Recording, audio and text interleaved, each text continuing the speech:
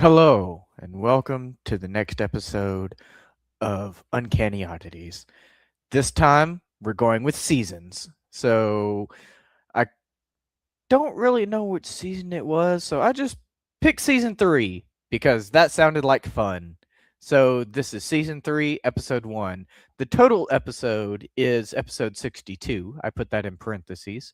And tonight, we will be discussing science and religion and whether or not they can coexist together. And we got good James in the chat tonight with us. Should be a very interesting conversation. So, tonight, I have been through quite the spiritual slash religious journey throughout my life. And, not to get too deep into it, but basically, my grandparents, they always went to church and they were, big church people. And you know how it is when you're a kid, you have to do what your parents say. So they used to make me go to church when I was younger, but when I got a little bit older, they didn't make me go to church. They were kind enough to allow me to choose my own path in life. And so I became an atheist.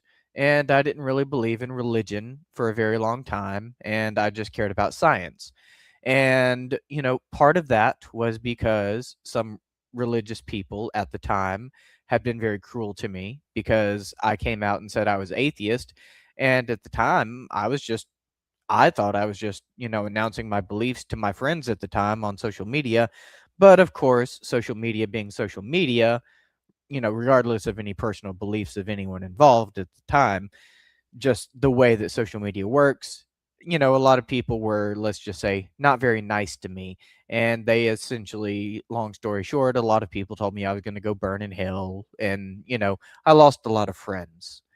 Hello, Carter Cornwell. Welcome to the chat. Good to see a new person in here tonight. Thank you for joining. Um, so, with all that going on, I became a bit of a militant atheist, to be completely honest with everybody. And, I did some stuff, not really going to go into details on all that, but, wasn't exactly the nicest person to people.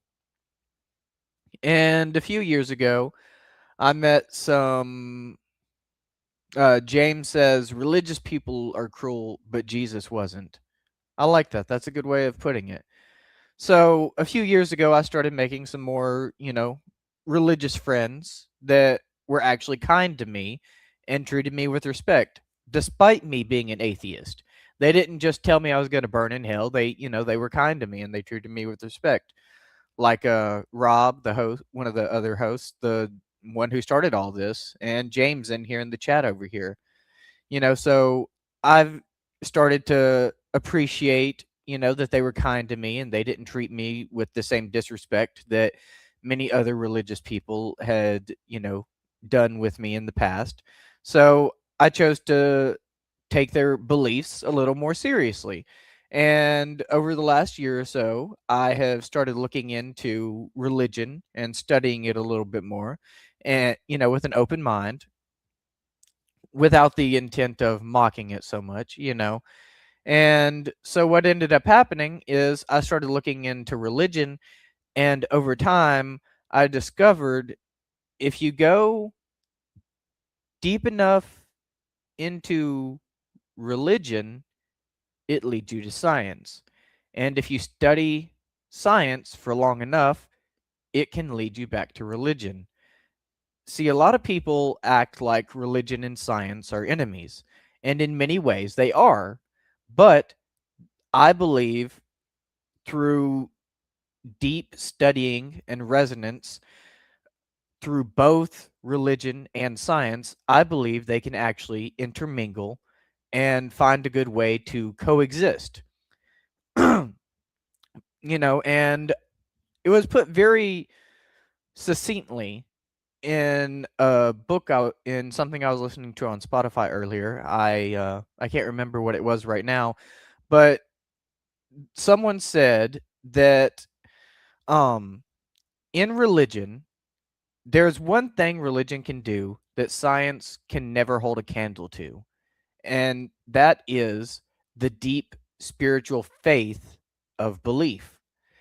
And that was really beautiful to me because, Science is all about facts, and you study, and what is, it just is, and that it is because science says so. Wait a minute. That sounds kind of similar to religion, doesn't it? It is what it is because God says so. So, in a way, science might be considered a false idol by some religious people. And I'm going off the top of my head, and I'm starting to realize that how science could be considered a false idol, because everything that science does, you're basically replacing God with science. So I can understand how that might upset some religious people. But at the same time, science unknowingly has actually told itself about religion. See, there's this thing that in science called the Higgs particle, aka the God particle, because they found something even smaller than an atom. They used to believe that the atom was the building block of life, the smallest thing. And then they found something even smaller, which was this Higgs particle. And so they called it the God particle because it was where everything originated from. And since looking into religion and science to coexist, here's something else that started to strike me. Here's something else that started to strike me, when I started to think about it, was when I started to look into these different religions, there were many similarities.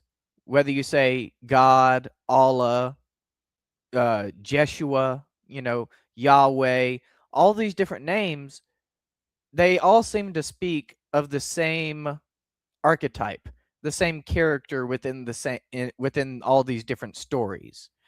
They had slightly different variations, but at the core root, it all seemed to be the same person. Like Hercules was just the Greek version of Jesus, Zeus was the Greek version of God, etc., etc. You get the idea.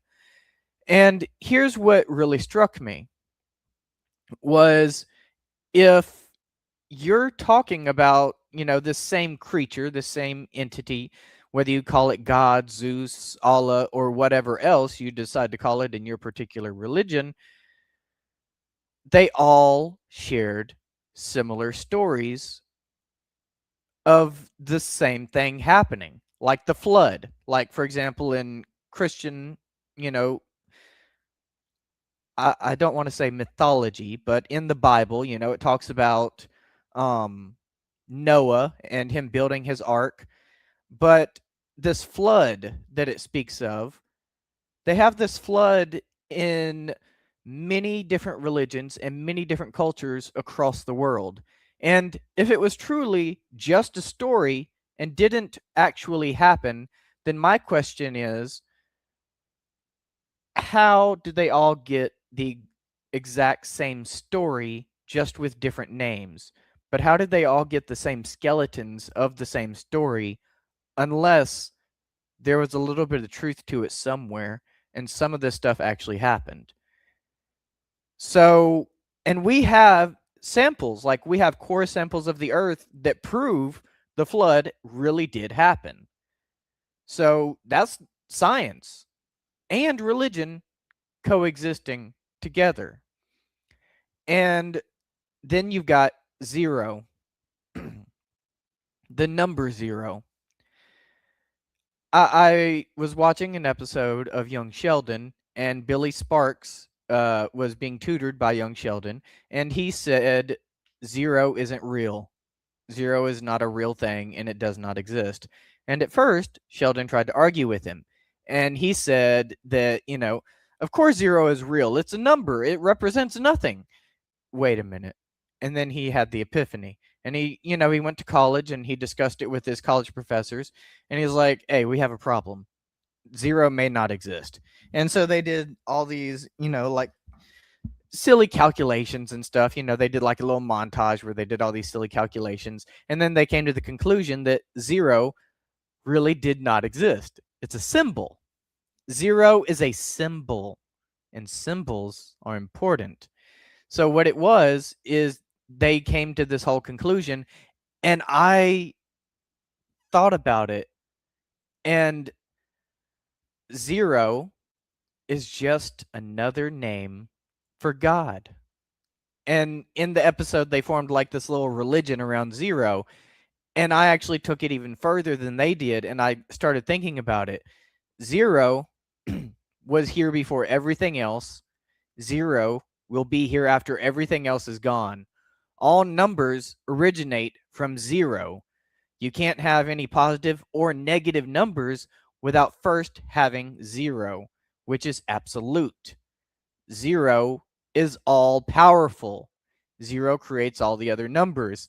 And I started thinking about it, and I kind of casually said it as a joke at first, and I was like, just read the Bible and replace every instance of God with the number zero.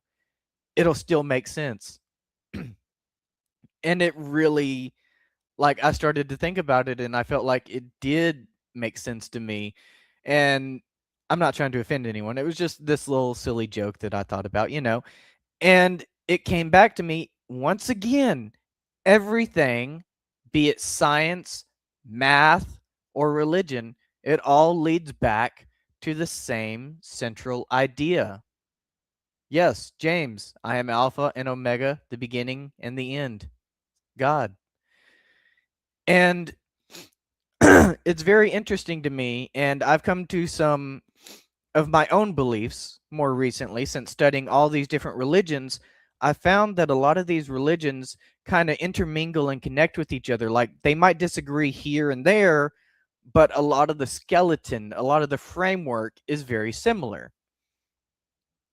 And I thought about it, and I have come to the idea, and I've developed a few different theories. One theory I have is there is a possibility that there is someone in a coma or someone is sleeping and they started to develop, they got lonely. They were here all by themselves in their dream world or whatever, in the coma, and they started to create tulpas. And then those tulpas have been around for so long because it's a never-ending dream in the coma. So the tulpas were around for so long, they started to actually think that they were human. And then they created more tulpas and so on and so forth, so that only one single person here is actually a real person. And that real person is God. Or that's one theory. Another theory I had, after like studying all these different beliefs from all these different religions and, mixing a little bit of science in with it as well, another theory I've had is maybe humanity, like every living creature as a whole, is God, and we're all part of God. Because even in the Bible, it says that God created man in his image and instilled within man a divine spark. So I believe that that divine spark is a small fragment of God. Our soul or our spirit is within, contained, a small fragment of God. And when we, quote unquote, die, I'll get back to that in a second, we return to God, the source of all things. Or in Final Fantasy terms, the life stream, Jehovah. And what's really interesting is if we return to a source, that sort, and then we take all the information that we obtained throughout our lifetime and we return it to this original source, what if this original source is God and the Akashic records and they are one and the same? When we die, we return to the source and we transcode all our information back to God. And when a new person is born, a small fragment leaves the source and goes down and, creates life or whatever with a clean slate so that they can learn throughout their life, and then they can bring all their information back to God once again, or the source, and they can return everything together. And there is something in science known as the electric universe theory, which is essentially the belief that we're all just massive vibrations that are occurring quickly enough to become solid, just because everything is vibrating at such a high rate of speed. And that one has always been interesting to me as well. So if you mix that with religion, that actually kind of matches up in my mind, because the frequencies, and this has been scientifically proven, that the human body can tune itself to different frequencies, and we can listen to different frequencies. And if we have certain frequencies in our music, like for example 432 hertz, can cause peace, calmness, and just an inner sense of wholeness. So my theory is there's also a possibility that God could be. Yep, James, how did you know what I was about to say? So yeah, maybe God is a frequency. God might be a frequency. God spoke everything into existence. So yes, it is frequency, as James says in the chat. That's exactly where I was headed. And I've also been thinking a lot about Jesus lately. And don't get me wrong, I do believe that there was a person named Jesus, and I believe that he truly did everything they say he did. But here's my thing. What if Jesus, as we know him, was less about the individual person who just happened to be named Jesus coincidentally? We named him Jesus because that was his name, but it was less about the individual person, and maybe it was more about the personality behind the individual. Because the Holy Trinity, I think I finally understand the Holy Trinity. We have the unknowable God. Sorry, not unknowing, but we have the unknowable God that no mortal or man can ever hope to understand in his or her entirety, above us, as above, so below. And above us is the God that nobody can ever truly understand as a mortal. And the next part is the Holy Spirit. And that is our soul, the divine spark or fragment that God instilled within each individual person. And that is what is instilled into the body of Jesus, the man, to make Jesus, the man, the physical embodiment of God. And that is why he was able to perform all his miracles and everything else he did, not because he was Jesus per se, but because he had the persona of God. Because God had essentially, please don't take this the wrong way, but maybe God, using the Holy Spirit, was able to possess Jesus in order to give him the personality or the archetype with which he lived by. And that's how he knew how to tune his body to the proper, and his mind to the proper resonant frequencies in order to achieve those miracles. And maybe, just maybe, the second coming of Christ is more about, how do I word this? Maybe the second coming of Christ is more about people living up to and trying to embody the lifestyle with which Jesus led his life.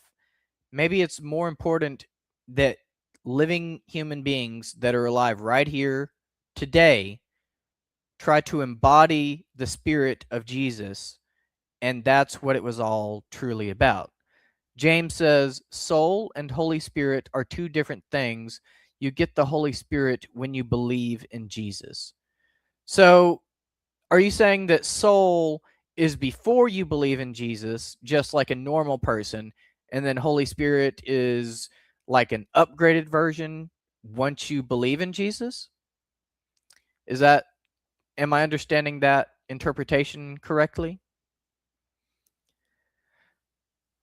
And that's what I'm wondering, though, is what if the whole Jesus was more about trying to convince people to live like he did? That's why we have the whole mantra of what would Jesus do, to try and get people to live more like Jesus. And, you know, I've become a big fan of alchemy. It's also possible that Jesus may have been an alchemist. And to back up my claims, he spoke in parables, and alchemists often had to obfuscate and use symbolism in their language to protect themselves, because if they said certain things that, went against the standards of the time, they could literally be murdered. Like they could be, you know, burned at the stake, or, hung by a noose, whatever. There was a lot of, crazy stuff going on back then. And just, we didn't have free speech back then, saying the wrong thing could literally get you in like serious life or death trouble. So they had to be very, very careful about what they said. And they had to use a lot of symbolism and encoded language. And once you unlock that language, oh boy, the world gets very, very interesting once you learn to speak like an alchemist. James says, soul is and will always be yours. The Holy Spirit dwells within your soul and helps you be righteous to the best that you can. Okay. I like that. I like that interpretation. I like that definition, how you worded that. So the Holy Spirit kind of goes within you and helps you be a better person. I can agree with that, and I can understand that. And then let's go back, shift over to some more of the science aspect again. The observer effect. This one is wild because it states that whatever you believe will become your reality. And that is actually based on science, literal science. They had these people go into a room and observe a particle. And it was a controlled experiment. You know how controlled experiments work. No variables are changed. It's the same thing. But here's the crazy thing. Multiple different scientists went into a room all by themselves, an isolated, controlled experiment room, and they took notes on what was happening. And then other scientists would go into the controlled experiment room and take notes on what was happening. And when it was all over, all these different scientists started to compare notes, and they realized something wild. They all saw different things occurring. How does that even make sense? And so that goes, hand in hand with the double slit experiment, which I've talked about at length before. So I'm not, going to get into all the details of that again. But essentially, what it was is the simplest way I can explain it without going on a whole tangent is they would shoot these, particle beams through, like with a laser. And what would happen is if there was nobody looking at it, it would operate normally. But as soon as you looked at it, it would change. Like it would go back in time and make a decision based on knowing that it was being observed. It has been scientifically proven that our very observation changes our very reality. James says this is a well-noted concept in the paranormal and occult. Yes. And I've seen stuff like this before, and it's amazing to me because, as I mentioned, I mentioned the term tulpa earlier. If anyone is not already aware, a tulpa is a Tibetan thought form. Yes, it is a physical creature manifest from your thoughts alone. And you know what else can manifest reality just by looking at it and thinking about it? God. You see what I meant when I said that I thought science and religion could coexist and they kind of intermingle sometimes? There you go. And prayer. Let's go into prayer now. People pray to God for things that they want. You know, there's actually a scientific standard for prayer. It's called the law of attraction. And once again, this has been scientifically proven to be a real thing that actually happens. If you think about, hold on. Sorry. If you think about something, you can pull that object towards you. Ideas, stuff like that. So the law of attraction is basically the scientific version of prayer. And prayer works because science has the law of attraction. So if prayer works for you, it's because of science. And if you don't know about science, maybe that's why the prayer isn't working for you. And vice versa. If you didn't have prayer, then you would have no way to use the science that you've learned. James says, I'm on track, but I need to try to polish it up. And he says, I'm getting very good knowledge. Bravo. Thank you, James. I have been studying quite a bit. And I'm the kind of person where, like, I just get these random ideas in my head and I go down all the rabbit holes to, like, fully research and study that idea as much as I can with the amount of time that I have. And there's just so much that, passes between science and religion as you study them more and more and more. Like even Noah's Ark, like I mentioned that earlier. There have been multiple archaeologists that believe they have found signs of Noah's Ark, like up in mountains, like Mount Sinai. There are some archaeologists that believe Noah's Ark may have been in Mount Sinai. And that's another interesting one. But like there's just so much that intermingles between the two, and I'm really starting to see that. Like there's this concept of these beings called the observers, who basically they just watch everything that goes on, and they're trying to they want to protect people, but they're not really supposed to interfere. So they just kind of have to watch and try to gently nudge humanity in the proper direction without directly interfering. Yes, the Watchers. Yes, that's what I'm trying to talk about, James. Thank you. The Watchers. And I believe they're a type of angel, if I'm not mistaken. Is that right, James? Because they remind me a lot of the Nephilim, actually. But like the good version of the Nephilim, like where the Nephilim were the bad ones that came down and mated with the humans and, got in a lot of trouble and, taught humans how to go to war and all this stuff. It's like those were the bad guys, right? But the Watchers are the good guys.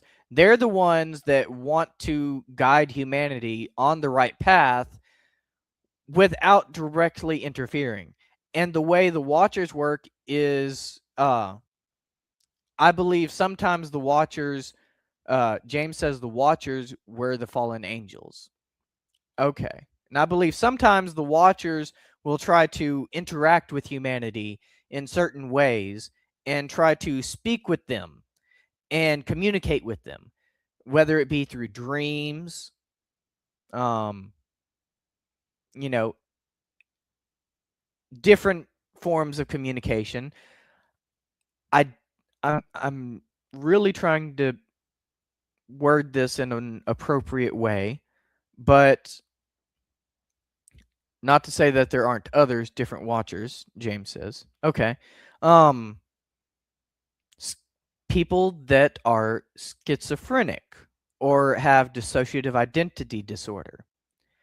I wonder about stuff like that, and like maybe they're communicating with the divine, or maybe they're communicating with angels or something that we don't understand. Because I've had this theory for a few years now. You know, as time goes on, creatures evolve, right? They develop new means of communication and new traits and stuff like that. All right? James says they have demons. Okay. That's one way of looking at it. But here's my wondering. Some of them do. I will agree with you, James. Some of them do, but I don't think all of them are demons. I think they're kind of like us. Some of them are good and some of them are evil. So I will concede that some of them are most definitely demons, but I'm still going to debate with you on that and suggest that some of them are good people as well, or good spirits. It just depends on which one is possessing which person. But what I've had this theory for a few years now is, what if all these people that are labeled as insane or crazy and put away from normal society and locked away in the mental institutions, maybe they've actually reached a new level of evolution that we simply don't understand. Maybe they have evolved to a level where we don't understand and we just haven't caught up yet. Like, I really wonder about that, because what is crazy or insane other than a synonym for different or misunderstood? Like, I don't know. I really wonder about this stuff sometimes, and I sincerely apologize if this sounds harsh, but but what if um we just don't understand? That's all there is to it. What if all these people that we call crazy are just simply misunderstood? Because I don't know how else to think about it, because some of the stuff that we have done to people in mental institutions in throughout our history, it's just that there are no words. We literally used to shove ice picks into people's brains through their nostrils. And men, husbands, used to take their wives to sanatoriums because they called them crazy and they said they were being all crazy. And here's the thing. I've evaded it long enough. People pray. People say that they talk to God sometimes. And if you believe in the Bible, and James, I know that you read the Bible, so please step in and correct me if if I'm saying anything wrong. But I think that people who believe in the Bible believe that God spoke to those people and spoke to those people within their heads. Not out loud, but within their heads. And people pray to God and they speak to God as a voice within their head. So, what's the difference between praying to God or speaking to God and these other voices in people's heads? Yes, if the voices are being violent or, trying to tell you to do bad things, then yes, I agree with James. Some of those voices could be demons.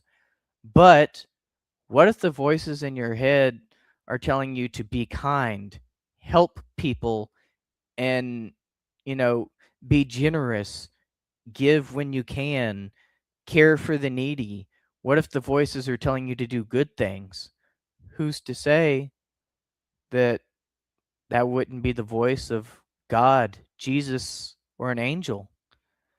And that's what I am trying to very carefully and politely suggest is, what if some of these people with schizophrenia or dissociative identity disorder, what if we label them as crazy, but some of them are actually communicating with otherworldly entities that we don't fully understand? Be they good or evil, what if they're actually communicating with entities that we don't fully understand? James says, if you look at MK Ultra, the process was to fracture your mind and allow a demon possession as an alternate personality. Ooh, that's an interesting theory. I never thought about it like that. Because they basically put you on drugs, right? And I know a lot of those have some very um wild consequences. Let's say that. And, some of them do make you do terrible, terrible things. And it could also weaken your mind because, I'm still very new to, religious studies, but I have played video games where you get to possess people, if that counts.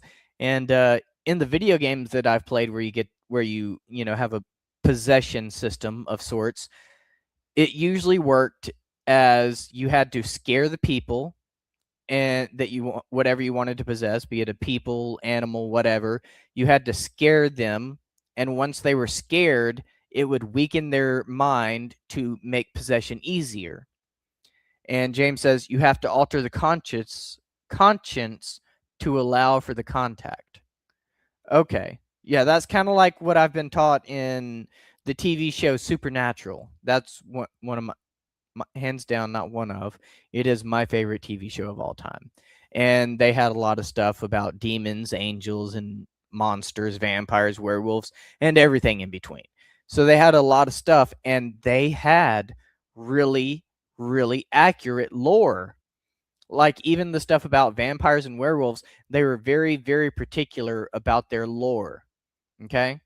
So I do believe that James is right on this one. And I never really considered it that way before.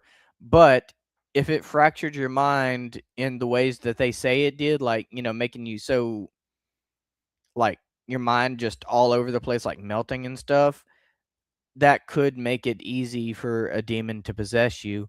And I don't want to say, too much, but we can all see that. I think we can all agree that there are a lot of demons deceiving, lying, and doing far worse to people in our society right now.